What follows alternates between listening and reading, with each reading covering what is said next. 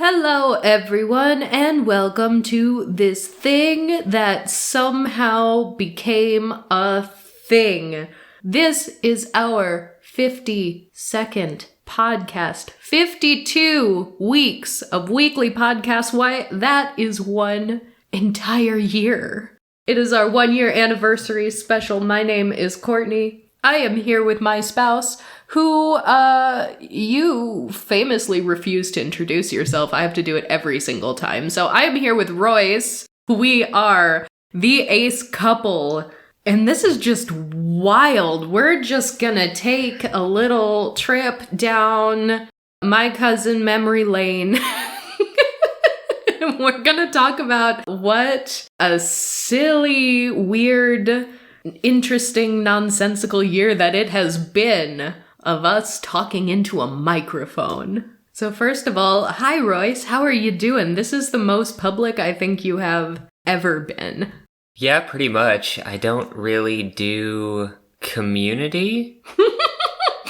I was going to say I don't really do anything public. Like, I don't really have social media, or if I do, it's like largely inactive and was never really used in the way that other people use it. Yeah, you have like a completely dormant Facebook account that was dormant as long as I've known you. I've never used Facebook to actually to post or communicate. It was kind of one of those things where everyone set it up and it's still there because for some people that may need to contact me that don't have my actual phone number or probably email, that is one avenue. Mm-hmm. And that's pretty much it. I remember back in high school, the first social media platform that started going around was MySpace. Oh, of course. And I did have a MySpace page for a bit because that's what everyone was doing. And I tried for a brief amount of time to actually get on and interact with people. And the format of just posting into the void just does not make sense to me. Well, and that was the Wild West of social media. That was it is... The act of posting is a full-on masking behavior for me. It just doesn't make sense. You have no intrinsic motivation to do this. I am never at any point going throughout my day having something happen and think, I need to tell this to someone. So that's actually really interesting because I feel very much the same way. I didn't really do MySpace to the extent that other people around me did at the time. I had a Zynga, which sometimes when I say that, people are like, you had a what? A lot of people have never heard of that. I recognize the brand, the name, but I don't think I was ever actually on the site. I basically used it as a catalog of my favorite weird videos in the extremely early days of YouTube. Because you could put, here are videos that I like. And there was an entire section dedicated to videos that you liked. So I just put the videos I liked there, and then I went to my account to watch and, rewatch the videos instead of actually going to YouTube. But yeah, I didn't use it to interact with people in normal ways. So this has been quite an odd little experiment for us socially, because I didn't really use social media at the time I met you either, not socially anyway. And about a year before we met, I didn't even have internet. I didn't do anything online whatsoever. So to me, social media across the last 7 years has been basically for my business. I set up a Facebook and Instagram and a Twitter for my business to promote it and advertise, because that's what they tell you need to do in the modern society we live in. But yeah, I don't know. Using it as a social thing is still very, very odd to me. So when I set up our Ace Couple Twitter account, I decided Twitter was the avenue because we planned to talk into a microphone for as long as we felt necessary every week. And that's very long form. And I figured Twitter, we could just post little quotes from our podcast and just put it out into the world. And that would be our short form snippets taken from the long form stuff. And I'm pretty sure the first post that we sat down to make on our Twitter was like, bear with us, we are new to talking to people. Even at the height of my business social media usage, I had much bigger followings as an artist on things like Instagram and Facebook, and I could never really figure out how to get a Twitter following for my business in the same way I got on other platforms. So Twitter especially was an anomaly to me. But when I set up that Twitter account, man, a year ago, the very first thing I saw was the Twitter Ace community just absolutely up in arms about a post by Natalie Wynn, aka ContraPoints. So we decided that was going to be our very first episode, was talking about that and why people were upset and our thoughts on it. And it was a bit funny, wasn't it? Because we entitled that very first episode, ContraPoints tweeted and made us start a podcast, which is a little bit clickbaity because we were talking about doing this podcast for longer than that. For months, really, on and off. We weren't really prepared, though. No. And if I remember correct, we recorded really quickly. We threw the episode up on YouTube, and then over the course of like a day or two, actually got hosting and website figured out. Yeah, it was like one day we put it on YouTube, and the next day we were up on the simpler podcast platforms to get established on, but some of them required a little extra time and approval. But yeah, I don't know, it seemed topical. It seemed that we could take that conversation in a lot of different directions, and I guess we can talk about a little bit about why we wanted to start this podcast in the first place, even before we saw that. Partially because there hasn't been an abundance of representation for ace couples. Asexual couples of any kind, really, is still very lacking in representation, but as two married asexual people, we found our experience to be quite rare. And we'd also find just having little individual conversations with people over the years that a lot of people really felt a lot of hope, I guess, knowing that this was and could be an option for them. Because I think especially amongst romantically inclined aces or aces who do want relationships, the struggle in thinking, well, I'm probably going to have to be in a relationship with an allosexual person just by the numbers game, and what's that going to look like, and is that going to cause issues? So that's a really big anxiety that a lot of people have. So I suppose just creating a little bit of real world representation, like, hey, we're here, we exist, this is an option, was certainly part of it. But then another part of it was also the fact that in the asexual discourse and asexual communities that we have observed over the years, we've had a lot of opinions that were kind of unpopular or not discussed very heavily. Like our very second episode was talking about how much we hated sex education.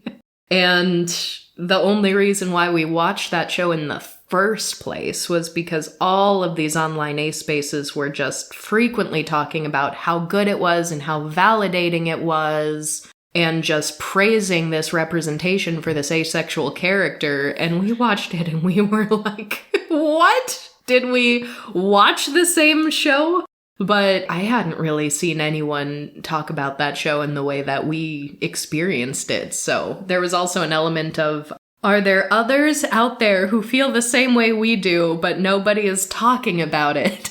And it turns out, yeah, a lot of times that is exactly what happened. We have gotten a lot of emails and comments and correspondence from people who have been like, thank you, I thought I was the only one. So that's been really, really good to see. And then just talking about deeper issues, I have been a spectator of, and to varying extents, sometimes I'll try to pop in and engage with an ace community online and then retreat back into my little hole back and forth over the last decade or so.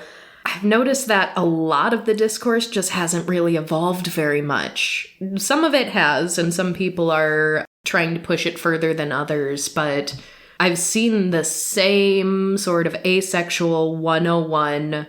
This is your basic introductory information to what asexuality is. And it's normally presented very much in the, I am talking to someone who I assume knows absolutely nothing about asexuality whatsoever.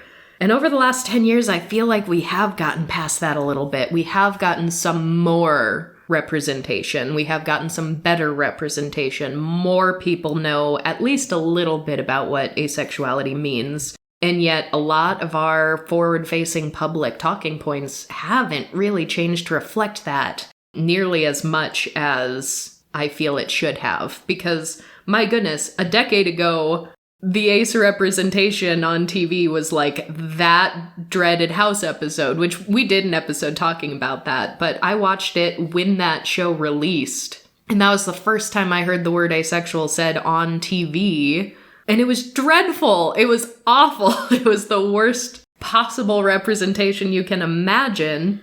But that was it. So the fact that now, 10 years later, we have shows like BoJack Horseman, we have shows like Everything's Gonna Be Okay, we have books, both nonfiction and fiction. We have Ace by Angela Chen. We have, well, if you've been with us this last year, we've done a ton of episodes about asexual representation, some of which has been very, very good, which we have praised quite highly. So it always just sort of frustrated me that people weren't talking as much about the further nuances of individual experiences, especially as it pertains to asexuality and race, asexuality and disability. My goodness, asexuality and disability has been one of the reasons why it's been hardest for me to engage with the ace community at all over the last decade. And I'm grateful to say that I think it's starting to look up a little bit.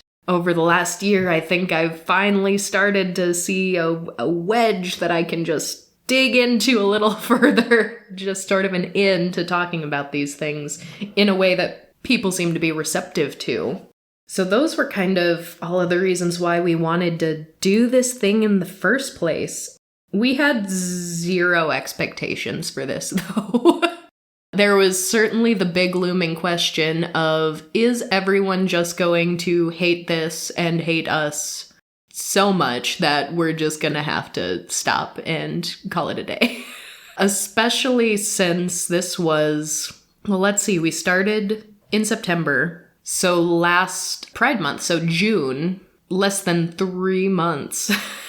3 months had gone by since I had sort of had a crisis about, am I ever going to publicly talk about asexuality as a disabled woman ever again? Because I felt like a large portion of the online ace community was absolutely trying to box me out when I tried to get louder and more vocal. Especially on Facebook. Facebook was the worst, absolute worst. So when we were looking to set up our social media for the Ace Couple podcast, I was like, absolutely not. We're not touching Facebook. That place was cruel to me. I have trauma. So yeah, it was kind of like, well, I guess this is our last attempt. We're gonna try to talk to the community in a more long-form way. Because I don't know, things like articles that have been edited down, things like social media posts, character limits, things like that, a lot of nuance gets lost. And so we thought perhaps if we just talk unedited into a microphone for about more or less an hour every single week, maybe we can get some of these ideas out there a little more and people can get to know us and understand where we're coming from a little bit better. But we were also fully prepared to just delete everything and vanish off the face of the internet if it didn't work out, which this time last year felt like a very, very real possibility. So a huge thank you to all of you who have supported us and have listened to what we have to say and have followed us on Twitter and have listened to us every single week. It is thanks to all of you that we continued to do this. I don't know. What were the odds? I thought it was maybe like a 50-50 shot that we were still going to be doing this in a year. Yeah, I don't really know how to conceptualize that. I didn't really have any expectations for community response, because who knows, that can always go any particular way. But I was wondering if we were going to have a patch where we didn't have time for it, or get burned out, or have difficulty coming up with topics or anything like that, but we've managed to approach this in a way that I think has worked well. We have so many topics that we still want to talk about that we haven't yet. We have no shortage of ideas. We have, since the very first week, had a document of podcast ideas. And some of them we've gone in and pulled from. Sometimes we just get a strike of inspiration and we just go for an episode right off the bat before it even made it to the list and just sit down and do it. But there are some podcast ideas that have been around since a year ago that we still haven't had time to get to, but I still think they're going to be very cool and very valuable. So I've also been impressed at our ability to not run short of concepts. And I think the format that we're doing here, where we basically don't prep or do as little prep as possible, has helped, because that keeps the involvement down to pulling up whatever resources are absolutely necessary and then just talking and going through the editing. And that makes it a lot easier. Like, if we had to write a script for every episode, there's no way we would have been able to do this. Yeah, there is that. But, I mean, since we live together, since we have thought about these topics and discussed these topics regularly for years, and we're constantly sort of reading more, learning more, it's really not too difficult. I feel like we've been formulating a lot of these thoughts for years, and now we're just letting them come out organically. Because, yeah, I've tried doing regular weekly, fully scripted, videos where I need to actually be on camera, and that gets to be a lot. Really, really fast. So podcasting is pretty cool. Which is also very odd, because I don't listen to very many podcasts. I would not consider myself a podcast listener, so I actually find it really quite funny that I host a podcast now. I'm much more of a reader than a listener for the most part.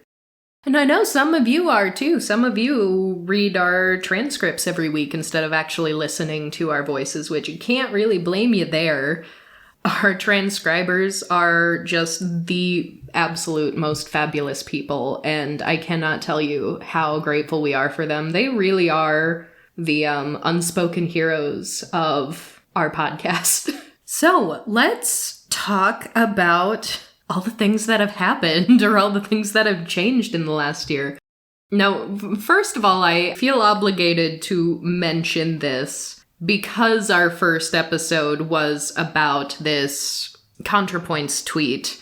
If you haven't yet, you can go back and listen to that first episode to get the full context, but essentially she was talking about how certain pockets of the online queer community can be hard to figure out for outsiders, especially, and she gave a couple examples, one of which was I'm a horny asexual who loves to have sex. And we had mixed feelings on the way it was presented. Overall, we think she had a point there that was maybe not the most well articulated. We didn't love the framing of some of it, but for the most part, we defended the overall gist that we thought she was getting at.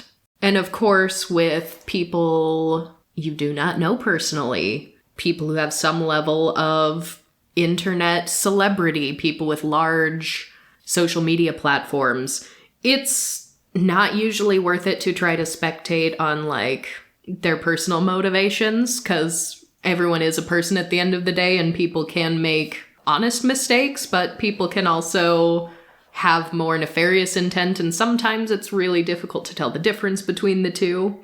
But I try to come at most situations giving the benefit of the doubt, and sometimes I know I give too much benefit to too many people. But I was very, very disappointed when just a few months after that, there was a new Natalie Wynn tweet, which was almost immediately deleted. It turns out she does that a lot. I don't understand social media enough to even conceptualize what that means. if you make tweets regularly and then delete them within a matter of minutes, is that because you're just constantly regretting the things you're tweeting, but you don't stop to take an extra second to think before you tweet? You just tweet and then go, shouldn't have done that, delete. Or is this like some kind of marketing ploy? Like people are going to be talking about the fact that you're deleting all your tweets. I have no idea how to even get into the headspace for that. But I happened to see a tweet, which was deleted in like, I kid you not, a minute. I don't think it was up for 2 full minutes. So I don't know what that means either. Where she said, the A in LGBT stands for ally. But then she followed it up and said, the B stands for Borat. So the A stands for ally, not a good look. Don't love that, because a bunch of people actually genuinely do think that. The B stands for Borat. It's like, okay, so this is a joke. Sometimes it's hard to read jokes online. But here's the part that really, really upset me, because I went down, I happened to be online right when this was posted, and this was the only reason why I saw it, because I went down into the comments, and the very first comment said, I love when you go after asexuals. And the very second comment was the most oppressed letter. And so in my mind, I was like, I think Natalie Wynn is joking and doesn't actually believe this. But the immediate response from those followers was not taken that way.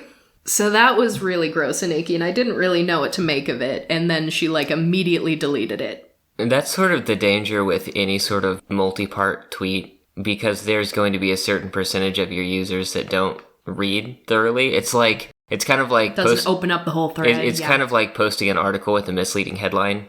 I suppose it could be. It could be like that. So, yeah, I didn't like that. And then when it was gone, like 60 seconds later, then it's like, I don't know. I can't really speculate on motivations, but when I was just baffled, I was like, well, the 2 most obvious things I can think of are either she saw those first 2 responses and was like, oh, that's not what I was going for, delete that, in which case that's admirable. Like, I was trying to make a joke, but clearly it's hitting exactly the wrong audience, and bad joke, shouldn't have done that. Or it's one of those things that's like, I'm gonna post this just long enough for some people to see it, and then delete it before it gets, reshared to a bunch of other people, and, get the rumor mill talking, that kind of a thing. And if that's the case, I super don't love that. So I haven't seen really personally much else or anything else from her on that front, so I don't have too much to talk about there. But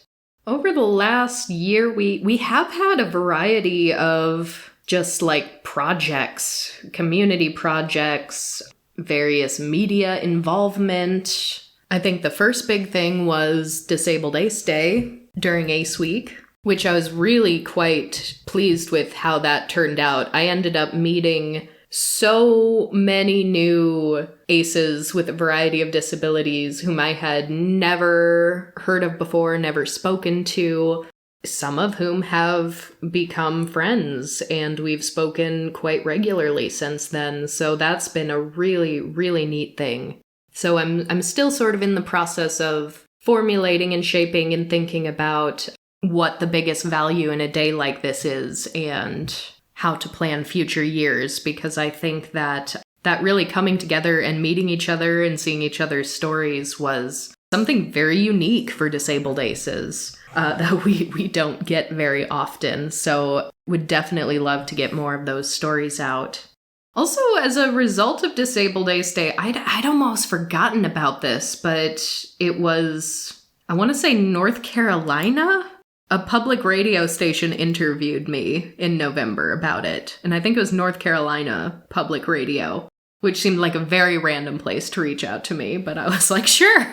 We've gotten a few different emails from local, like, smaller scale, like, not national scale radio stations or publications. Mm-hmm. Some of them have been trying to find people for broadcasts where we didn't fit, and so we didn't actually do an interview, but I've been surprised at that.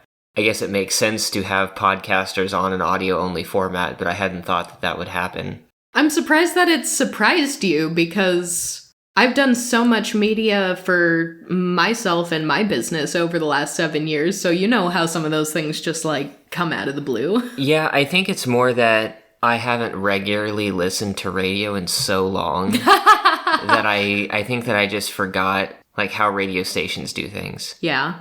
I mean, honestly, if I am listening to the radio, it's probably going to be talk radio, because if I'm listening to music, I would rather it just, like, be my own playlist that I can choose from and know what I'm going to listen to. So it makes sense that, yeah, talk radio stations are looking for guests, so that was interesting. We also appeared virtually at the Pan-Asia conference, which I think to me was a much bigger surprise than, like, radio station interviews and other requests like that we've gotten, because that was a month after our first episode. We were brand new. We had hardly any episodes under our belt. It did happen pretty quickly. I wasn't super surprised because you specifically have had some overlap with some of the Indian Ace communities. I was specifically thinking about our podcast being started not that long after AceCon. The International Asexuality Conference, yeah, was in August last year.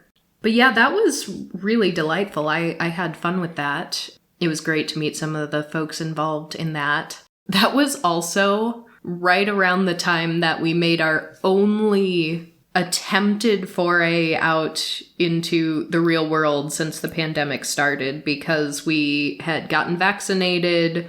Other people we knew had gotten vaccinated. Cases were going down. We've been very carefully watching cases in our area ever since March of 2020. And it was like right before Omicron became like the new variant and the issue. And we had some friends who were getting married, and you were actually in the bridal party too. Yeah, but of course we decided to do a video call with some people on the other side of the world on the night in between the wedding and the wedding rehearsal. Yes, which was also like right after Disabled Ace Day. And it was right around like Halloween time. And I do a lot of like historian work with like mourning and death and grief. And just like the Victorian hair art thing is something that people really like to break out around Halloween. Like all the historical houses are like, oh, we're going to do the weird hair history stuff for Halloween. So being like a mourning historian, a hair artist, an asexual, all of these things has me just so busy and frazzled at the end of October. Like I can hardly even just enjoy the season anymore because I'm like a mall Santa at Christmas time. Just so much going on. So we had Disabled Ace Day, which I did so much work for, and I was so sleep deprived because I was tweeting for like a solid 24 hours trying to get all of the different time zones involvement. So we did that. Then we had a rehearsal dinner. Then we had to be up at like before dawn to speak at the Pan-Asia conference, which was a delight. But then we had the actual wedding that day.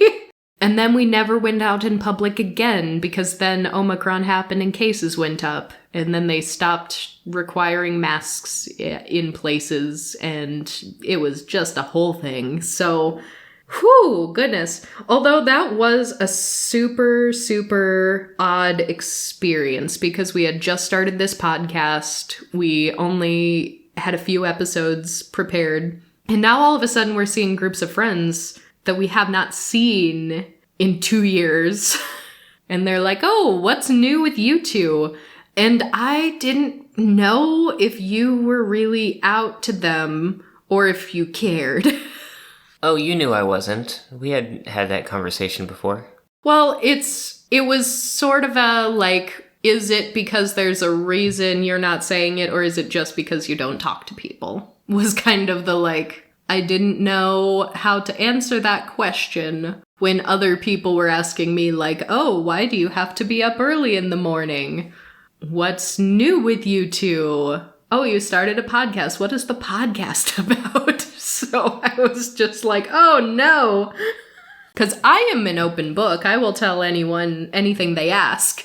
You don't talk to people. So, which is, I think, oddly enough, the only time that has ever happened after being married 7 years. Because normally we're either with people who very much know what our deal is, or we're with very casual strangers where nothing like that is really coming up.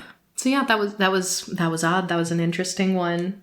And then on International Asexuality Day, we successfully launched our Aspecs Committed to Anti-Racism project, which is you can listen to the episode for yourself if you want all of the details, but it is a Discord community. It is sort of a book club.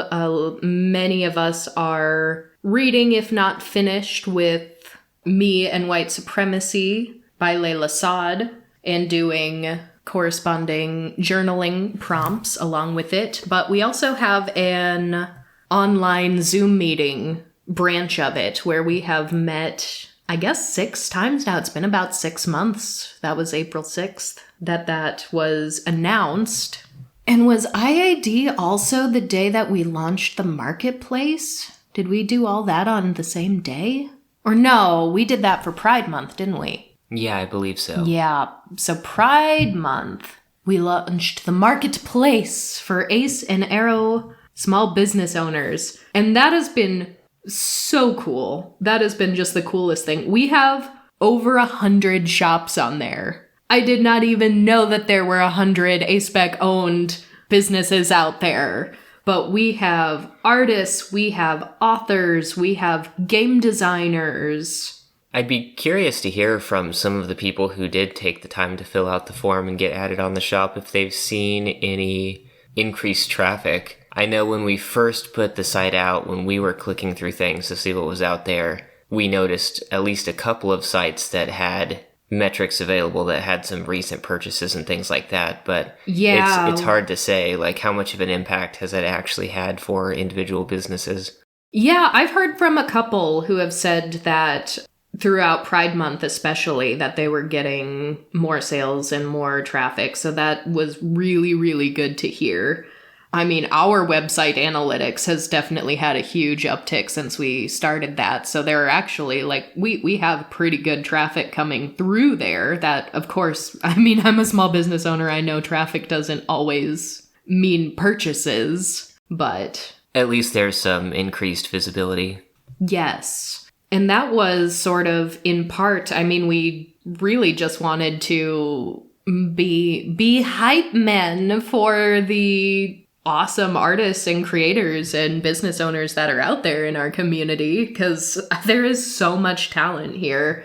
And a lot of that I got to see firsthand during Disabled Ace Day. A lot of people who picked up that hashtag, who were disabled artists, who were crafters, were just posting about all these things that they create that were so cool. And I was just blown away at the amount of talent. So I wanted to keep that going and have something that people could reference. And here's the coolest part, because, right, so 2021, I decided I actually wanted to get an ACE flag. But I also wanted to preferably buy a flag from an ACE person, because there are all of these, like, larger companies that you can go on that just have, like, every pride flag and you can just pick. And they're normally very cheap. Like, shockingly cheap. But I was like, I'd rather buy this from an ACE person if I can. So I went to Avon to ask. I posted on Twitter asking. I asked a ton of people if you knew anybody who actually sold ACE pride flags. And nobody could give me an answer. Not a single person knew of an ACE person selling ACE pride flags. But my goodness, I'll be darned if we didn't do it. I think there's at least one shop in the marketplace that actually sells pride flags that I saw. It could be there are more now, because now we have over 100, but that was super, super cool. And really, there are so many different things. There is someone on there who makes handmade soaps. There are stickers, buttons. There's underwear.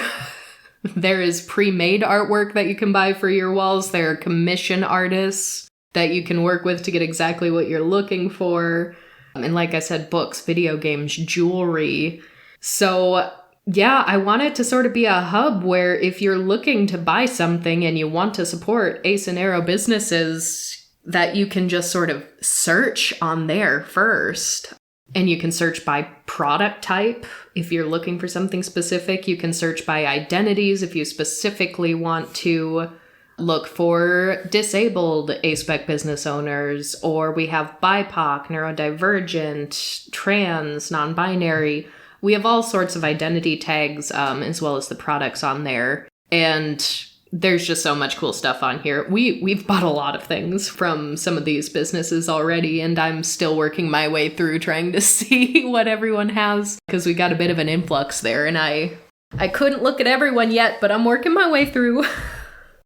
So I think, yeah, as far as Pride projects go, I think that was a pretty successful one. I was happy with that. And I also wrote an article for Bon Appetit. That was the weirdest place to write an article for me. I never would have thought that I would be writing something for Bon Appetit. But thanks to the fact that we had this Twitter account, I happened to see that an editor at Bon Appetit was looking for Pride pitches for things pertaining to Pride and food. And so, of course, when I saw that, I thought, well, you can't have a package of articles about Pride and food without talking about cake and asexuality, or by extension, garlic bread and asexuality. So I pitched it with very little expectation because I hadn't written for an online article of that scale before, so I wasn't sure if just on that alone they'd pass on it, but they picked up my pitch. I wrote my article. I was really, really quite happy with that. They actually paired me up with an ACE editor also, which I thought was really, really cool because they very much did not have to do that, but that gave me a lot of additional confidence that my article was going to be treated with respect. When was that? Am I allowed to actually talk about cake and asexuality yet? Probably pretty soon. We'll have to do an episode on that. Because my gosh, I had like 1,000 words to talk about this, and my first draft that I sat down just to write before editing it down was like 3 times that, and I went, oops! That article was published on June 22nd. Okay, so yeah, pretty soon. Pretty soon I can talk about cake again. But in the meantime, the link to that article will be in the description of this episode, along with all other relevant links. So I guess here's another odd one. So I was interviewed for a piece about asexuality and disability for a Canadian news site, along with a couple other aces. And it was about a year different from the article I have referenced multiple times that was not particularly well received in the ACE community. And the reaction was so different. It was astonishing because the ACE community pretty universally rallied around that article and said, this is good, let's boost this up, this is positive. But then there were all these people in the comments calling us groomers and just saying horrible hate and bigotry, which is just a product of the times, I suppose. But it really, really seemed odd and put things in perspective for me because it was just 1 year different. And the year prior, it was the aces coming for me, not other people. And so now that it is the other people coming for us, I kind of wish that last year the ace community wasn't spending so much time attacking our own. And not that we're perfect on that anymore. There have certainly been some times where I've been more involved on Twitter than I have been in the past. I've definitely seen some instances where that sort of social media mob mentality has caused the ace community to cannibalize their own to a certain extent. I can think of 2 or 3 really solid instances of that I've personally witnessed in the last year. And that hurts every time, because I've kind of been there, done that. But not everyone stays around long enough to see if they'll bounce back from it, like we did. We were like, well, let's start a podcast. If they don't like us then we'll leave. So I do still think there is a conversation to be had, which we'll have in some more detail, probably before too long, of just the ridiculously high standards that we sometimes hold each other to in these small sort of insular communities. A lot of which isn't because someone is outright doing harm to others, but because we are so afraid that this person and the way they're talking about their experiences is not going to properly appeal to outsiders, to allos, to straights.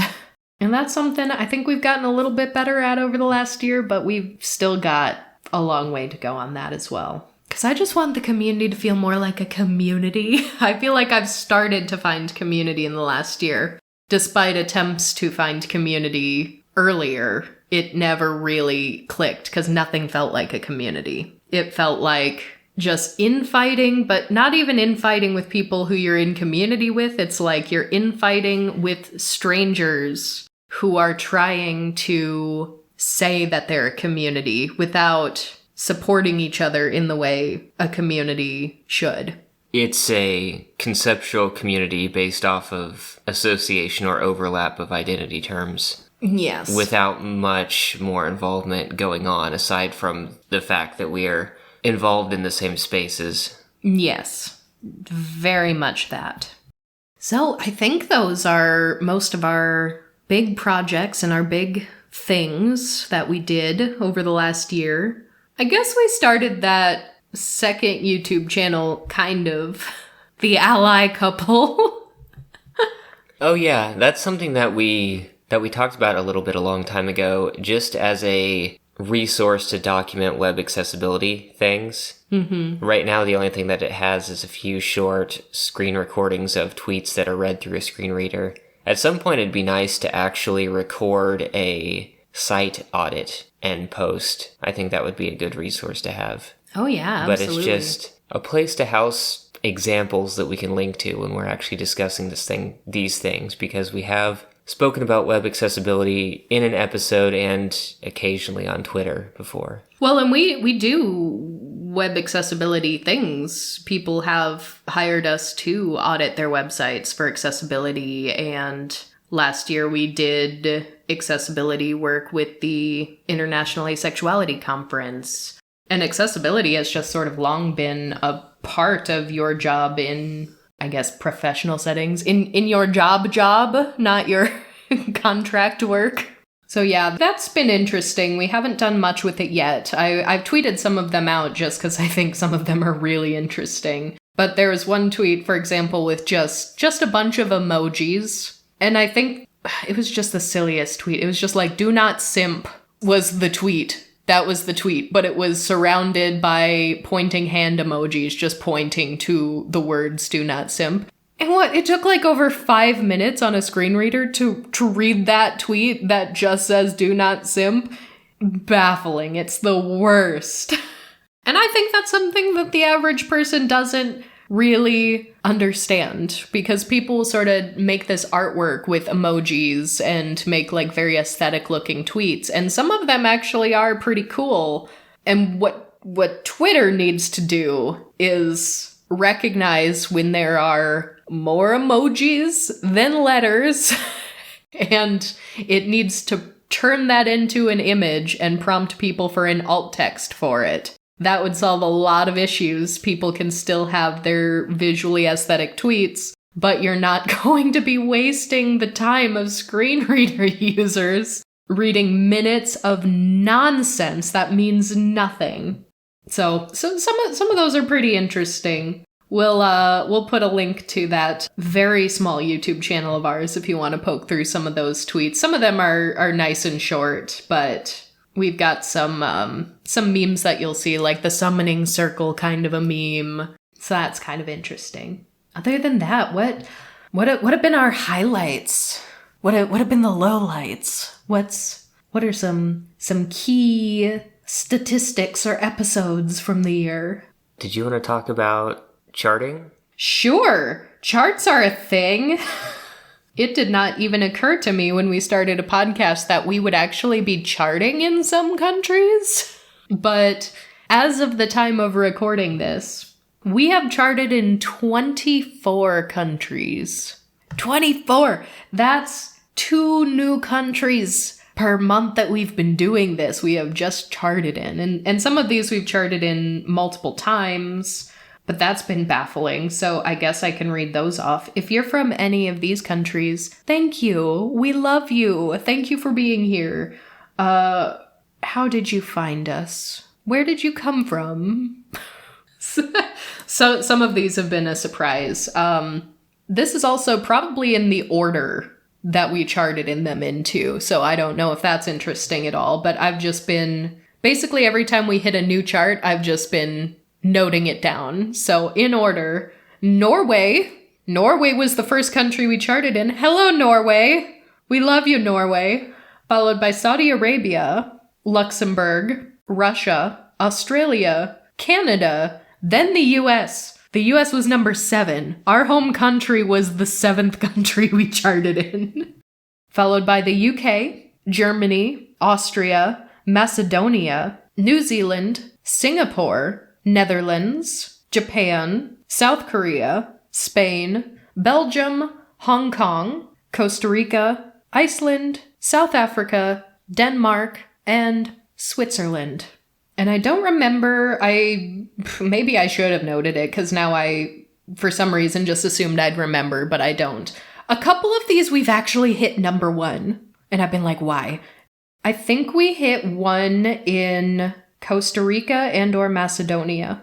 These charts fluctuate so much. Oh yeah, it's like they change daily. I think what causes it is a big influx of new followers. Yeah, like new subscribers, which has been really, really interesting because some of these countries we have been like consistently in the charts ever since we first appeared there. And some of them will just be charting for like a week and then it'll fall off and we'll never see it again.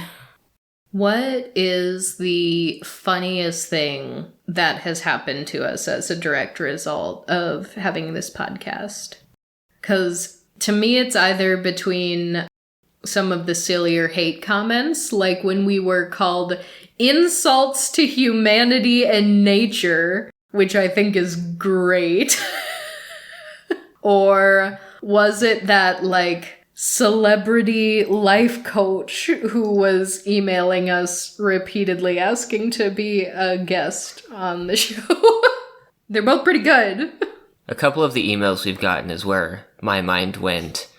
Because as soon as you start a podcast, you start seeing all these emails from companies that are wanting to try to monetize your podcast or things like that, or to be on a podcast. And almost universally, you can tell that many of them don't seem to have even read like the 2-sentence bio for the podcast. Yeah, some of them just get like mass blasted out to all the new podcasts. Let alone listen to an episode.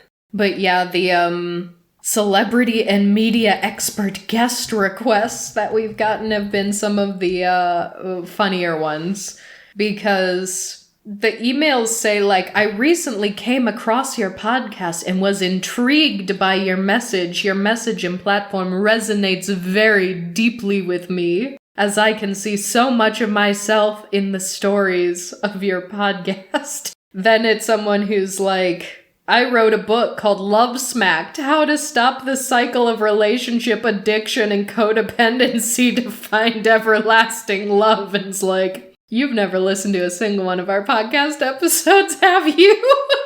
But what really gets me is the, you ignore those emails and then you just keep getting them. Like, hey, I still want to be a guest on your podcast. Here are all the things I can talk about, like toxic relationships and codependency, and we're like, no thank you. Very, very funny.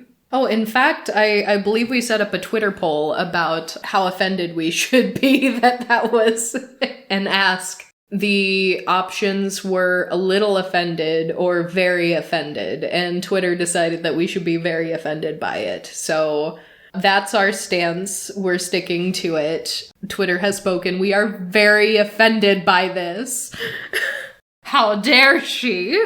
Her title is Holistic Psychotherapy and Life Coach. I'm sorry. We respect our audience way too much to subject you to a life coach. Yeah, I don't like most of those terms. We wouldn't do that to you. But we do have many other guests that are lined up for the future. As of the time of this, we have released 2 episodes with guests, but we have several more that are upcoming. And of course, everyone we have lined up so far are people that we really like, so we hope you will too. Nay, we are confident that you will too. Other than that, I think that's about all we're at liberty to say right now. There are a couple other projects we have involvement in that we can't really talk about yet, but I think those will be very exciting when we can. And otherwise, we have more than 52 ideas for future podcast episodes that are still in our shared document, so I have very little doubt that we'll continue to do this for another year, as long as you all continue to see value from it and continue to tune in to listen to our voices every week. I guess I was trying to think if there was anything like just personal life things that have particularly changed or been interesting in the last year, and not really. We don't do anything outside of the house, so we just sort of exist. I guess we did do an episode about our pets, and since that episode we have lost 2 of them in a very short period of time. We unfortunately lost one of our snakes, Sen, and we lost our possum, Lenny. So that was not great. That was really quite upsetting, actually. But maybe that's okay, because a lot of you didn't even listen to that episode. That's like our least popular episode. And here I was like, oh, people are always telling us on Twitter that they love our little personal life stories, and people like pets, and we have some weird ones. Let's talk about our weird pets. People are gonna love it. And then hardly anyone listened to it. I think that was our only real flop. For the most part, our listenership has been pretty consistent, at least on the podcast platforms. It has been. There haven't been many huge outliers. I think the Pets episode is the lowest ranking on every platform. It isn't by a massive amount. And there's also a general trend towards the first episode or 2, partially just because they've been around for longer, but probably also because some people feel the need to start podcasts at the beginning, even though there's no reason to do that on our podcast. Yes, I actually really, really love when I can tell that there is a new person who has found us and gotten excited and started right from the beginning. Because occasionally we'll get a Twitter account that is tweeting along and kind of live tweeting their listening to our podcast. So they'll tweet a comment about oh, I'm on episode 4 now. And I love that, honestly. It's good to know that there are people who are still finding us and are enjoying the content enough that they're going back to older episodes as well. The sex education video, I think, went through a period of time where it was very searchable, and on a couple platforms that one spiked quite a bit, as did the Heartstopper episode. Yeah, certain media representation episodes that we do will get a spike just because it's kind of trending. We got that to a certain extent when we talked about Euphoria also. Which I guess that makes sense. I mean, that's how the internet works. Trending topics and all that. So I think that will conclude our first year of podcasts. If you are still with us, if you have made it this far, I'd love it if you would all tweet at us, and if you are someone who has listened to all or most of our podcast episodes, I'd love if you tweet at us at the Ace Couple _ between all of those words, and tell us what your favorite episode has been. That will certainly help us to know what kinds of things you like best and what kind of episodes you want to see more of going on into the future. And if you are listening to this on Apple Podcasts, if you would be ever so kind, we would appreciate it if you gave us a good review, because we've seen that most of our reviews on there are good. We've had a couple of really nasty ones, but most of them are good. Our overall average is pretty good. But one thing that is odd, which I didn't realize as someone who is not a regular podcast listener, Apple Podcasts kind of only shows you the reviews from your own country when you tune in. So if you're in the US looking at a US you'll see all the other US reviews, but you won't necessarily see the things that people in the UK are saying. And the people in the UK aren't going to be seeing the things that people in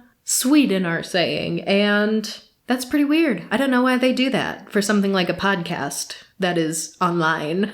I guess certain countries might have different trending interests, and maybe that's the goal there. But that also makes it so that in some of the countries where we have fewer reviews in, that could mean that one really, really bad review is painfully visible amongst the others, or lack thereof. So leaving us a positive rating with a written review very, very much does help, especially if you're on Apple in a country where you don't see a lot of reviews for us right now. So on that note, thank you all for being here. Thank you for giving us an overall really quite pleasant first year of podcasting. I really do think that we have a very, very cool audience, and we've really enjoyed interacting with you. So here's to year 1, and we will see you all next week as we embark on year number 2.